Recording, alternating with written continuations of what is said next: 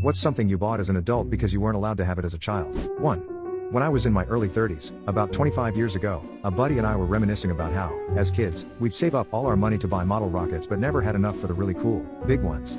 After a few minutes, we looked at each other and said, "We have money now." That next weekend, we went to the hobby store and dropped $2,000 between the two of us. We spent the next month building every rocket we couldn't afford as kids. Once they were all built and painted, we went to the local park, popular for model rocket launches, and spent the whole day sending them up. We drew a huge crowd.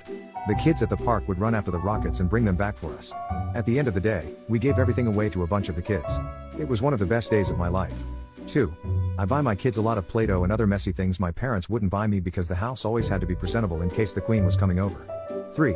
My first week of college, I realized I could eat an entire loaf of garlic bread for dinner and not get in trouble. I later learned why my mom didn't let me eat an entire loaf of garlic bread for dinner. 4. Anytime I'm traveling and see a penny press, I use it.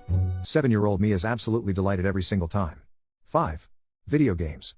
At some point in late high school, my parents told me I was too old for video games and needed to grow out of them and focus on my studies. Jokes on them, I ended up becoming a game developer. 6. Name brand stuff. Don't get me wrong, I love a good deal, but 5-star notebooks are so much better than the 50-cent ones from Walmart. 7. Books, so many books. My mother always told me books were a waste of time and money. Now I have bookshelves full of fantastic literature. 8. Technically, I didn't buy him, he just showed up, but a cat. He's now the most expensive freeloader I've ever had, so I feel like I did buy him.